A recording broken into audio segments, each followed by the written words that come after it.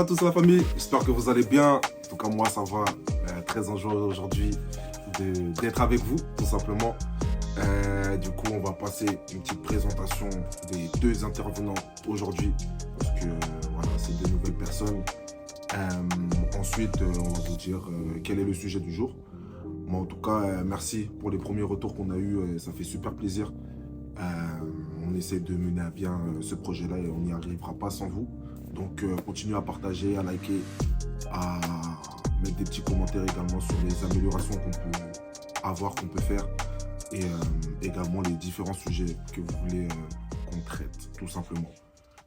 Du coup je vais laisser la parole aux deux nouvelles personnes qui sont à ma droite. Moi c'est Olivier Pierre Aubé, 28 ans, ingénieur commercial et à côté je suis animateur aumônerie lycéen.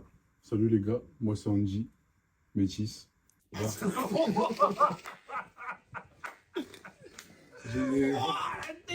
bon. Moi j'ai 24 ans du coup, je suis responsable d'OP à l'aumônerie du Belvédère, le groupe des lycéens. J'ai 24 ans et je travaille en banque moi actuellement, mais pour l'instant je pense bientôt changer si Dieu veut. Ok, d'accord. Du coup, l'autre personne, on l'a déjà vu, c'est Janvier. Donc voilà, et moi-même, Stéphane. Du coup, aujourd'hui, le thème de ce jour, c'est sur les pèlerinages et les retraites également. En gros, ça va tourner autour de ça, de savoir nous, pourquoi on va en retraite, en pèlerinage, qu'est-ce que ça nous apporte. Et si jamais on a des conseils entre nous à se donner pour maximiser ses chances d'avoir une relation encore plus, comment dire, grande avec Dieu, tout simplement. Du coup, les gars, vous, première question, est-ce que vous avez déjà allé en pèlerinage et en retraite? Et du coup, pourquoi vous êtes y allé? Est-ce qu'il y en a un en particulier qui vous a marqué? Je crois que j'ai fait Rome en tant que servant d'hôtel. J'ai fait Lourdes, au Frat. C'est quoi servant d'hôtel? Servant d'hôtel, c'est des jeunes en général qui servent la messe et qui aident le prêtre tout au long de la messe. Tu nous vois habillés en aube blanche, avec des croix en général. Et ouais, du coup, on a fait un pèlerinage national de servant d'hôtel à Rome. C'était quand ça? C'était il y a longtemps. 2012. Ouais, 2012. 2012. T'étais pas là, toi? Bien sûr que si. Si, je te raconte. T'es servant d'hôtel, toi? Ouais, j'étais un ouf toi, bien sûr que j'étais servant d'hôtel. T'as servi que l'hôtel, toi. Au téléphone. Bien sûr j'étais servant d'hôtel, wesh. Un fou toi. Ouais, du coup, j'ai fait Rome avec OP. Après, j'ai fait Lourdes plusieurs fois. Frat en tant que jeune. J'y suis allé aussi seul de mon côté. Et Frat en tant que responsable. Donc ouais, c'est bon. Ok. Bon, bah, comme on dit, j'ai fait Frat de Lourdes, j'ai fait Rome. Je suis allé au GMJ, au Panama. Frat de Lourdes, animateur et jeune. Et je suis parti en retraite à Saint-Benoît. Retraite spirituelle à Saint-Benoît. Mais les retraites, ça compte? J'ai pèlerinage retraite. Wesh. Ah, mais dans ce cas-là, moi, je suis allé à 5 € voir sur les potes.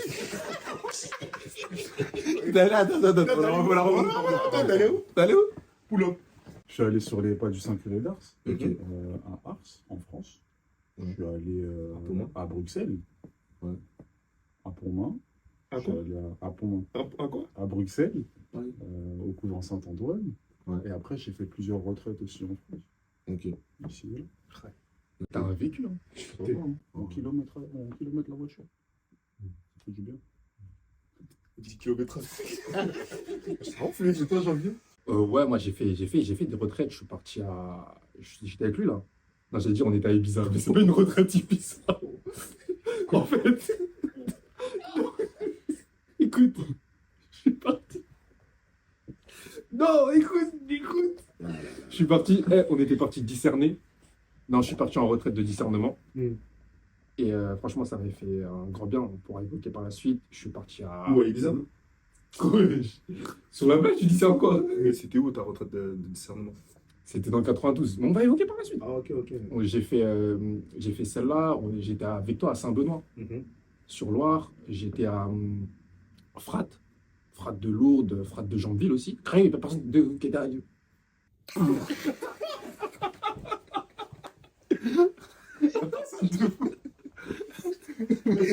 y a un bug. Janville, il n'y a personne de vous qui était à Janville. Si, Janvier là. Ah, ils En ont tant que oublié, jeune, ils ont ouais, oublié. en tant que jeune. Ils ont oublié. Si, Du coup, c'est tout ce que tu as fait, toi? c'est tout ce que j'ai fait. Lisieux, Ok. personne n'allait à Lisieux? Une fois. Du Saint-Michel. coup- Ouais, t'es allé? Ouais. Ah, ben on était à Ibiza à l'église. Eh, bref. Ah ouais. Bref. Vas-y, continue. Bref. Ça va. Du coup, pour ma part, moi, en lieu de retraite, si je peux dire ça comme ça, je suis allé à Pomain, du coup. Pomain, Lisieux. Je suis allé également, je sais plus, mais c'était en Normandie, je sais plus c'était quoi la ville exactement. Mais en Normandie, je suis allé également, où elle est Sainte-Bernadette, à Nevers. À Nevers, après Lourdes, comme vous, Lourdes, je suis allé, j'ai fait le Frat, en tant que jeune et en tant qu'animateur également. J'ai fait Medjugorje aussi, je suis allé en pèlerinage là-bas. C'était lourd également. Ça fait pas vraiment. Elle était déjà là, mon Lijon? Montligeon, non. Montligeon, non. Mais après, tu connais, moi, l'objectif, c'est de faire la boucle M, tu vois. Le M de Marie. Donc là, il reste la Salette et... La Salette, hein. J'ai oublié, 2017, j'étais parti à Fatima aussi. Du coup, pour vous, déjà, c'est vous qui choisissez soit retraite, soit pèlerinage, mais quel moment fort, enfin, qu'est-ce qui vous a marqué dans une retraite en particulier? Et est-ce que vous avez changé de vie, entre guillemets, à partir de cette retraite ou ce pèlerinage-là? Petite question, juste Ouais. rapide. Comment tu différencies les deux, retraite, pèlerinage pour toi? Pèlerinage, moi, je le définis comme quelque chose où tu es ensemble, il y a beaucoup de monde, tu vois, tu es, comment dire, Entouré? entouré, etc. Et retraite, c'est pas plus personnel, mais c'est une mise à l'écart, en fait, une mise en retrait, en fait. Ok. Mise en retrait de la population, etc. Afin de, je vais pas dire mieux se concentrer sur soi, parce que tu peux le faire en pèlerinage également, mais vraiment avoir cette disposition, cette intimité C'est cœur à cœur. avec Dieu, tout simplement. Thésée, c'est une retraite. Je pense que ça dépend dans le cadre dans lequel tu vas. Parce que Lisieux, tu vois, ça peut être un pèlerinage, mais ça peut être une retraite également. Ah, tu j'ai capté, j'ai capté. Parce que nous, c'est vrai, parce que quand on était parti à TC, pour moi, c'était plus un cadre d'un pèlerinage que retraite. vois. hein. Ouais, tu vois.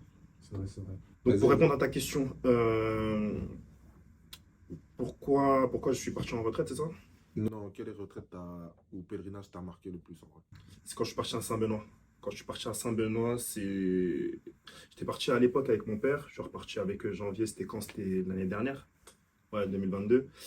Et c'est quelque chose de différent. C'est quelque chose vraiment, c'est un paradis sur terre pour moi. Parce que déjà, il y a le silence. Il y a le silence, tu parles pas. Tu es avec les frères, tu pries, tu calcules pas ton téléphone.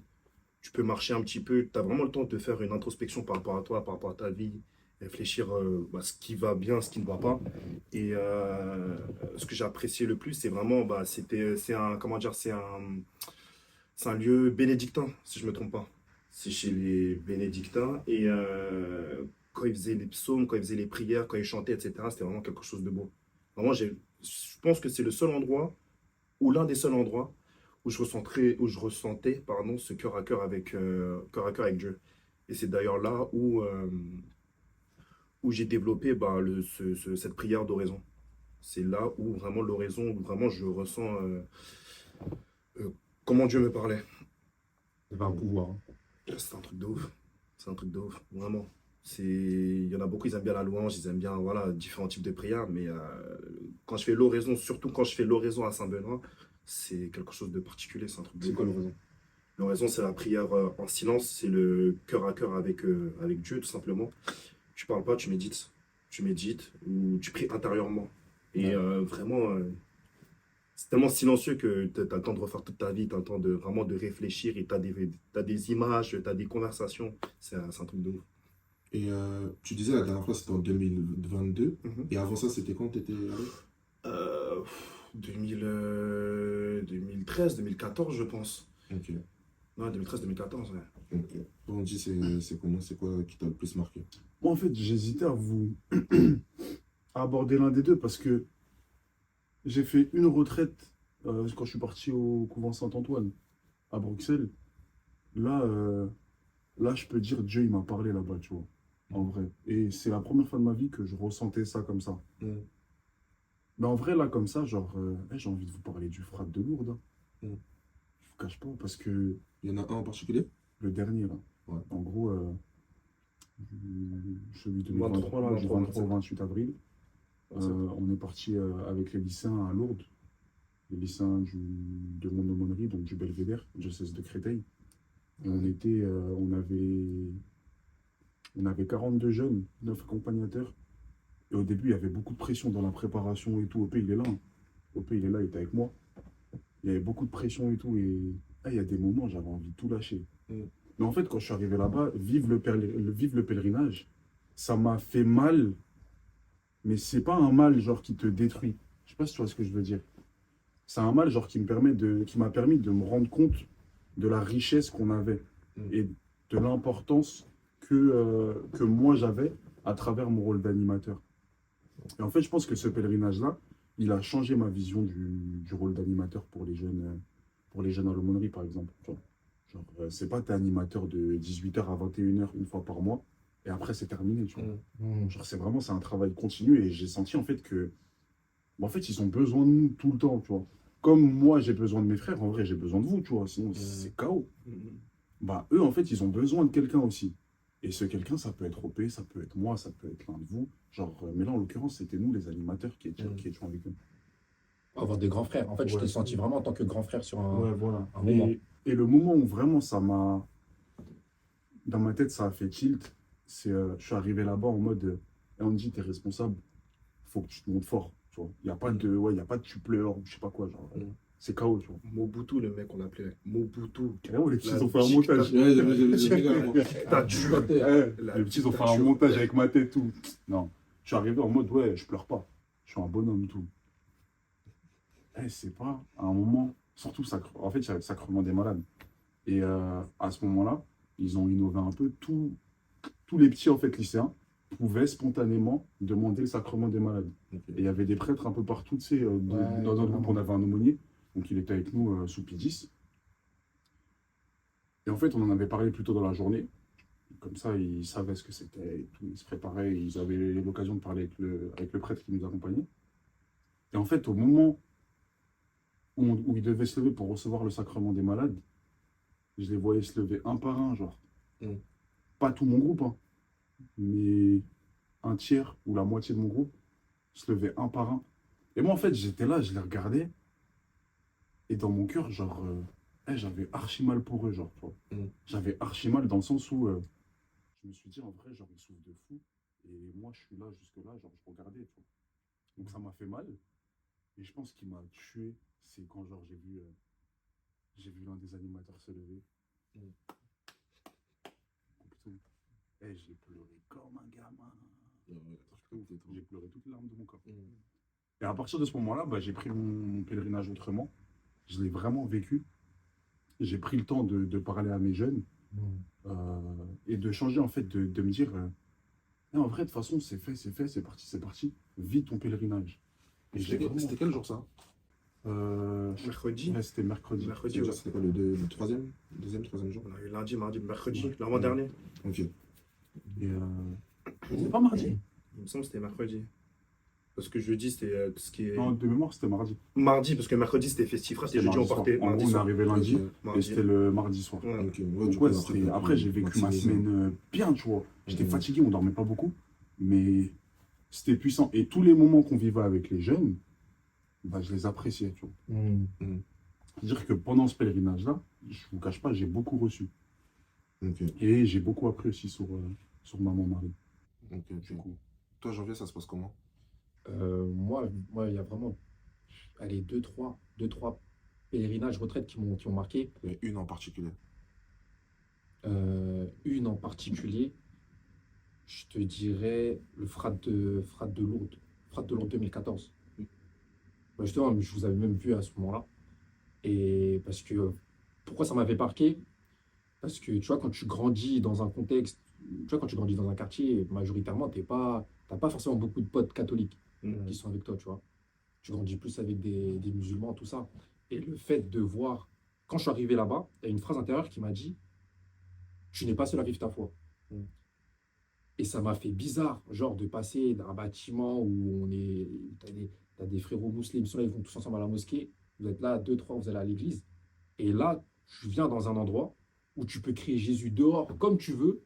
Il y a 10 000 jeunes comme toi. Ça vient de partout, de Paris, de tous les quartiers, de différents endroits. Et tu te dis, ah ouais, mais finalement, je ne suis pas tout seul, en fait, t'as capté? Et vraiment, c'est ça qui m'a permis de... C'est à partir de ce moment-là que j'ai eu un déclic spirituel. C'est pas en 2014 en plus, on avait fait un chant, on n'est pas tout seul. C'était carrément celui-là. Touche un membre de ma clique. Gros, tu les reconnais pas tout seul. Ah, il était bon, c'était bon, c'était bon. Quel jour? Tu connais pas les perruques? Chacal, tu connais pas t'as pas vu les plus violets cette année? Oh, les plus violets. Demain. Festifrat, on vous a pas éteint? Je le fais le Jabba. Festifrat, on vous a pas éteint? Je le fais le Jabba Wookies, allez, continue. Non, et franchement, c'est ça qui m'avait marqué. Mais sinon, tu me permets, vite fait, c'était la retraite l'année dernière. J'avais fait une retraite de discernement dans le 92 à Manrez. Parce que je me posais des questions, tu as vu, sur la vocation. Et c'était en plus, la retraite, elle coûtait cher! 600 €, frère! C'est pas là où t'as dû couper ton téléphone tout pour Ouais, j'ai dû couper mon téléphone. Même, j'ai rallumé mon téléphone, j'ai fait une story avec les lunettes, là. Tu vois? C'est les lunettes avec ou sans verre? Avec verre, avec verre. Mais, t'as vu, dans cette retraite-là, je me suis dit, frère, j'ai dit, Dieu, vraiment, je sors de là, je fais un business plan sur toute ma vie. 600 tales, frère. Il fallait rentabiliser. Oh. Et du coup, là, t'as rentabilisé ou... Franchement, ouais, parce que là-bas, Dieu, il m'a vraiment... Tout a été... Demande aussi de parler. Ouais. Parce que, Tout a été remis en place dans ma vie. Je me posais des questions sur la vocation religieuse, pour devenir prêtre et tout. Je me posais des questions sur savoir quoi faire dans ma vie, parce que j'étais perdu, gros. Je ne savais pas quoi faire sur le plan professionnel. Et vraiment, Dieu, là-bas, il m'a dit, mais d'une voix intérieure, et je pense qu'on peut tous un peu ressentir ces pailles-là. Genre, d'une voix intérieure, Dieu m'a dit, voilà, en gros, quitte l'entreprise que tu avais déjà, va dans la communication. Mais en fait, il te dit sur différents moments, différentes étapes, tu vois, de la retraite. Et franchement, ça m'a énormément marqué. T'as fait les exercices de Saint-Ignace? Mais c'est ça la retraite, c'est l'exercice de Saint-Ignace, Ok. tu vois, sur le discernement. Ok. Et franchement, c'est archi lourd. Archi lourd. Et en quelques mots, ça consiste à quoi, pardon, les exercices de Saint-Ignace? En gros, c'est les exercices qui te permettent de, en fait, d'être à l'écoute de toi-même et d'être à l'écoute de Dieu. Tu vois, c'est par exemple, tu auras 4 temps d'oraison, donc 4 temps d'écoute. Tu vas lire, le prêtre, tu as un prêtre accompagnateur, ou tu as un accompagnateur en tout cas, avec qui tu vas parler durant les jours, et tu vas donner, au fur et à mesure des explications, lui, il va te dire des textes que tu vas méditer, des petits passages, etc. Et en fonction de ça, tu vas les lire, et tu vas méditer dessus pendant, je sais pas, 10, 15, 20 minutes par jour. Et en fonction de ces temps d'oraison-là, bah, tu vas sentir l'appel de Dieu, qui va te dire, il va te parler sur tel ou tel truc de ta vie, tu vois.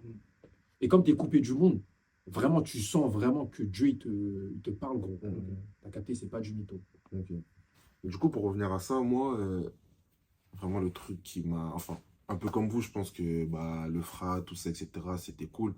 Mais j'ai envie de dire que c'était la première partie de mon cheminement vers Dieu, tu vois. Bien évidemment, c'est toujours bon de savoir qu'il y a d'autres jeunes qui prient, tout ça, etc.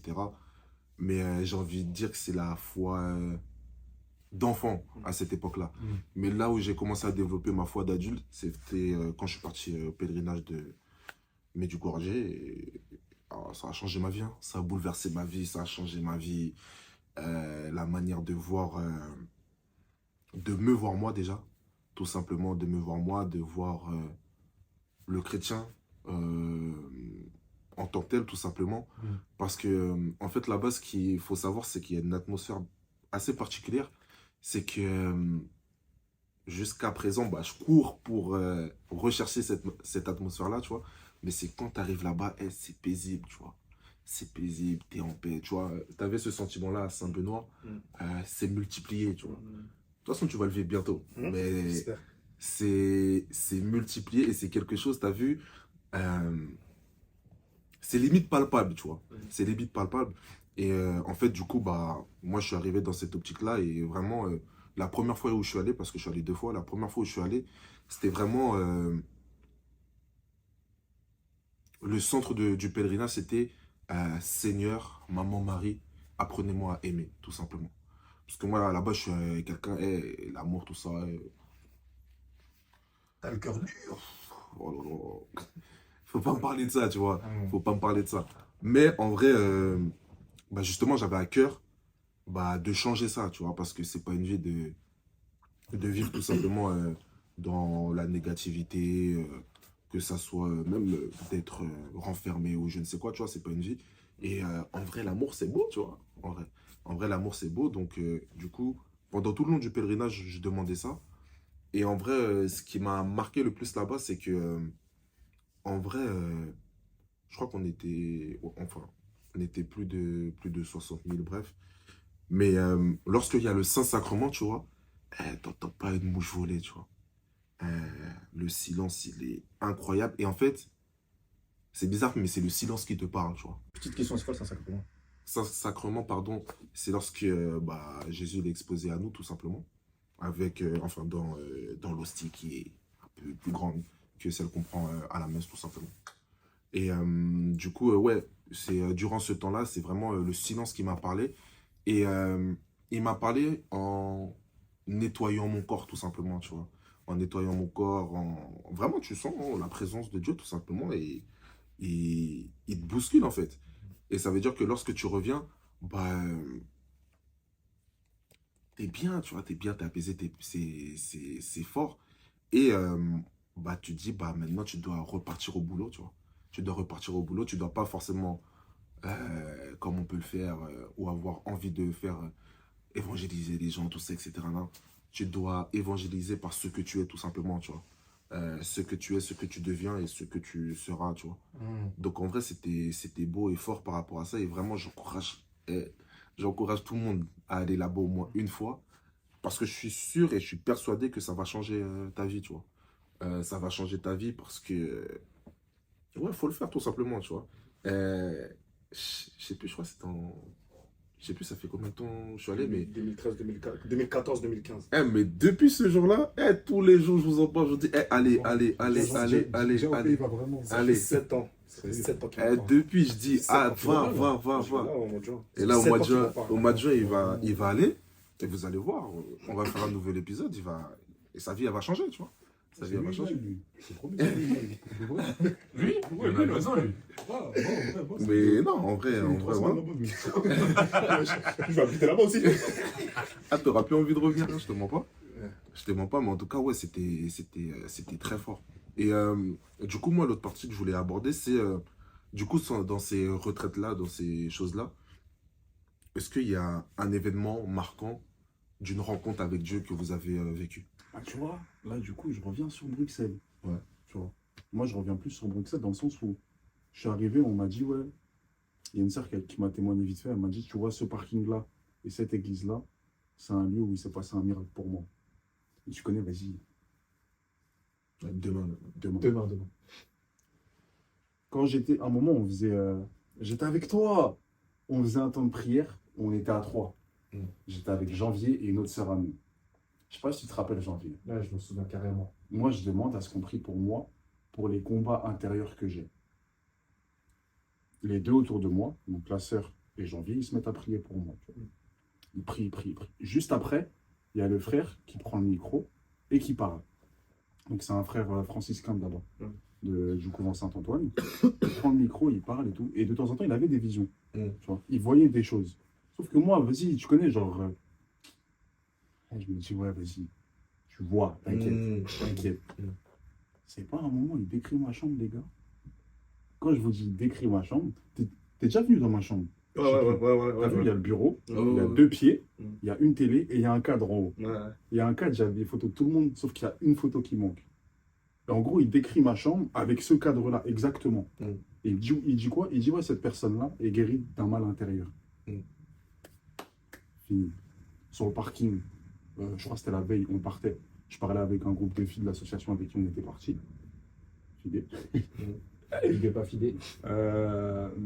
Et ce même frère-là, il me regardait de loin. Quand j'ai fini de parler avec les filles, il est venu. On a parlé. En fait, il a attaqué un sujet directement, genre qui me touchait à cœur. Et le sujet qui me faisait le plus mal en vrai et pour lequel je m'en voulais, c'était mon père qui est décédé. Et chose pour laquelle je n'étais pas forcément en paix, parce que je m'en voulais. Donc mon père qui est décédé il y a 1 an et demi. Et la relation avec ma mère, parce que j'ai jamais connu ma mère, comme vous le savez, enfin de très très loin. Donc c'était compliqué. Et il attaque directement sur ce sujet-là. Donc ça m'a choqué.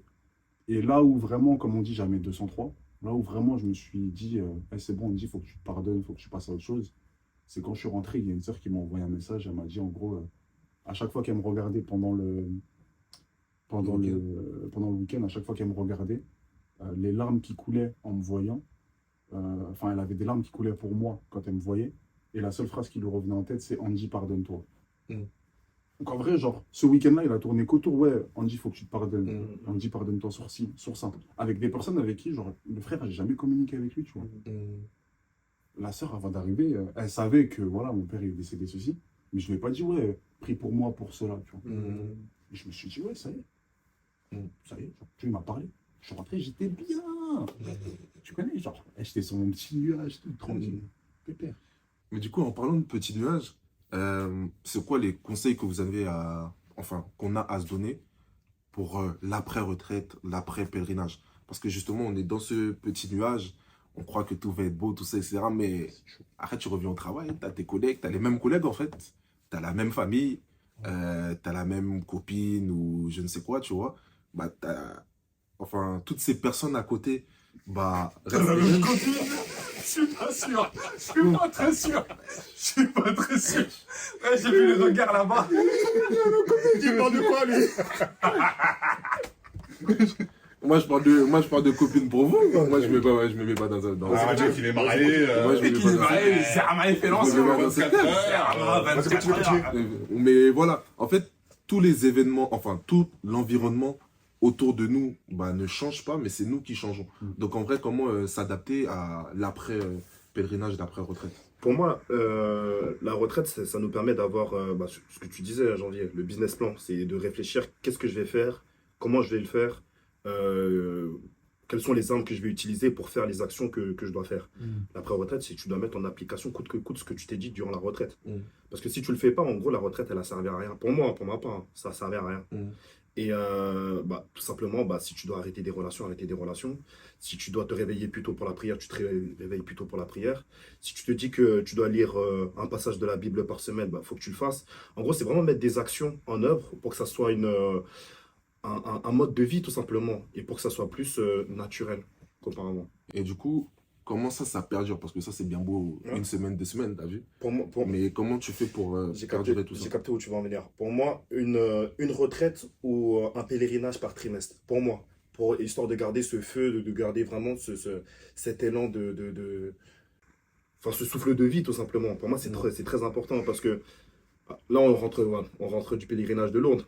Tu vois, on dit, tous les jeunes, ils sont à la messe, tout ça, ils sont assidus, ils sont au moins 15-20 derrière, ils sont bien, tu vois. On parle trop aussi, wesh. Tous les jours, on reçoit des messages. Non, mais justement, mais c'est bien cet élan, tu vois. Voilà. Mais après les vacances, déjà pendant les vacances, est-ce qu'il y aura toujours le même nombre de personnes? Après les vacances, est-ce qu'il y aura toujours, ce truc-là? Alors que si là, tu fais JF, tu fais Frat, ou tu vas au GMJ par exemple, et là, Ah non, t'es bien, t'es bien. là t'as un beau combo, tu vois ce que je veux dire En ou pas? fait, tu recharges. Tu renouvelles, voilà. Tu Je renouvelles. recharge ça avec mon amour pour les voitures. Mm. Bon, en gros, pour moi, genre, ma voiture, elle est super chargée. Quand vous êtes chargé, vous consommez beaucoup, tu vois. Et en fait, le pèlerinage, pour moi, c'est ma station essence. C'est ma station essence, pardon. Chance. Je fais le plein. Et quand je repars, je fais en sorte d'enlever du poids dans ma voiture pour pouvoir rester le plus longtemps possible avec cette essence-là. Mais au bout d'un moment, j'ai besoin de recharger. Parce que sinon, je tombe en panne, tu vois. Et c'est vraiment ça. Pour moi, le pèlerinage, c'est ma station essence, tu vois. Ok. Et par contre, il faut que je puisse libérer tous les poids que j'ai en moi pour pouvoir avancer plus longtemps. Hein. Prochain pèlerinage à Marrakech. Non, prochain pèlerinage au JMJ, si Dieu veut, du 1er au 6 août, Lisbonne. JMJ, ça va être lourd. On va voir un peu les Portugais. Les gars, les GMJ, vous allez kiffer. Hein. J'ai pas eu le temps d'en parler, etc. Mais c'est. Avec la retraite de Saint-Benoît, les GMJ, c'est une expérience de malade. Une expérience de malade. C'est vraiment quelque chose qui a transformé ma vie, clairement. Enfin, un Ok. retour, hein, Clairement. Tu vois, JMJ? Ouais, je vais aller. Avec 77, avec Mo. Je connais. Hein. Ça va être Ok. pas mal. Et du coup, toi, c'est quoi ton conseil que tu voudrais nous dire par rapport à ça? Le conseil que je peux donner, clairement, c'est chaque retraite a ses fruits. Moi, par exemple, la retraite où on était à Saint-Benoît, elle m'a énormément marqué. Pourquoi? Parce que depuis ça, je suis plus attentif aux psaumes. Tu vois. Et Et depuis, je lis quotidiennement les psaumes. Et ça, pour moi, c'est le fruit de cette retraite-là, tu vois. Je me dis pas, vas-y, je vais essayer de tout mettre en place. Ça, je l'ai fait au début. Et clairement, je suis tombé, en fait. Clairement, tu retombes dans le péché.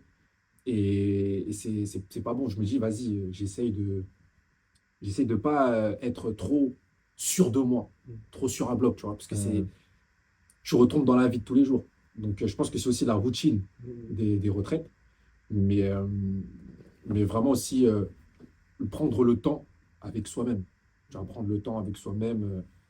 En fait, tu ne peux pas passer d'un moment où tu as tout un temps pour toi-même à un moment où vraiment tu es dans la journée où tu n'as plus le temps pour Dieu, limite. T'as capté. Donc, il faut avoir un juste milieu. Donc, je pense que c'est la régularité, mais être fidèle en une ou deux choses, pas plus. Ok. Comme le carême, quoi. Ah, moi, le carême, c'était dur. Ok. Moi, je voulais vous demander un Vas-y. truc en vrai. Rapide. Parce que je sais qu'avant, par exemple, moi, j'avais pas la possibilité d'aller en retraite ou en pèlerinage.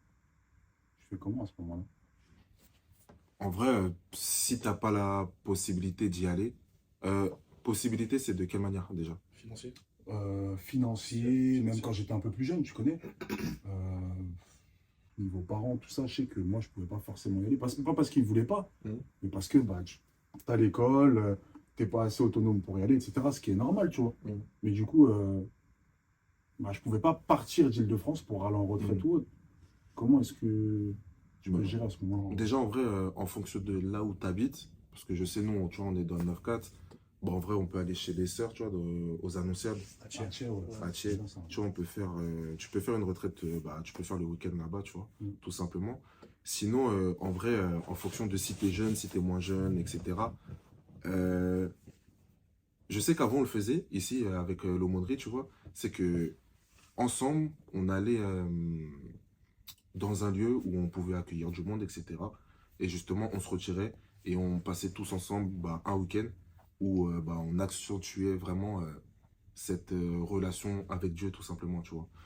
Bien évidemment, c'était pas une journée à 24 heures de prière, mais voilà, tu avais des petits jeux, tu avais bah, la messe, tu avais des petits temps fraternels, des petits temps de partage, etc. Et du coup, ça, c'était cool et tu peux le faire bah, à moindre coût. En vrai, tu payes quoi? Tu payes juste le repas. Et en vrai, tu es avec, voilà, soit tes jeunes, soit avec tes amis, soit avec des grands frères, etc. Et tu peux le faire. En fait, aller en retraite, tu peux, c'est vraiment, comme on disait, c'est se retirer, tu vois. Retire-toi de ton lieu habituel, de là où tu habites, où tu vis. Et même si ça a 5 minutes en vrai, hein, mais tu vas dans cet autre endroit et tu essaies de sanctifier du mieux possible cet endroit-là afin de créer une atmosphère de retraite, tout simplement. Et comme ça, là, tu es avec bah, les personnes que tu veux. Et voilà. T'as aussi les nuits d'adoration, en vrai. Moi aussi au Sacré-Cœur. Montmartre, Sacré-Cœur. Comme tu disais, hein, tu as les communautés, t'as les différentes communautés religieuses, parce que vous avez Thiers, mais je crois qu'il y en a d'autres aussi. Nous, 77, il y en a aussi quelques-unes. À Avon, je crois.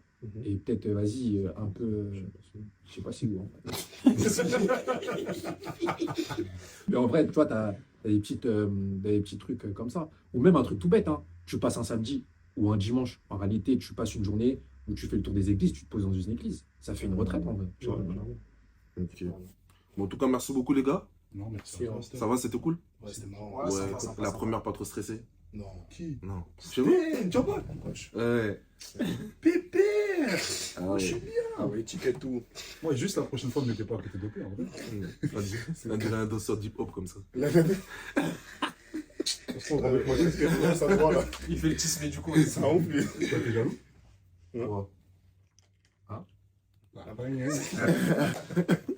En tout cas, merci beaucoup. Merci beaucoup. N'hésitez pas à nous dire qu'est-ce que vous avez pensé de l'épisode. Likez, partagez comme d'habitude. Instagram, TikTok et YouTube. Mettez des commentaires pour savoir également s'il y a des sujets que vous voulez qu'on aborde également. Et voilà, nous dire ce que vous avez pensé, les choses à améliorer également. Parce que c'est ça qui va nous pousser et nous booster pour la suite. Donc merci. Et puis on se dit à la prochaine. Ouais, À la prochaine. Avec Ciao. peut-être une nouvelle équipe ou pas. Je sais pas.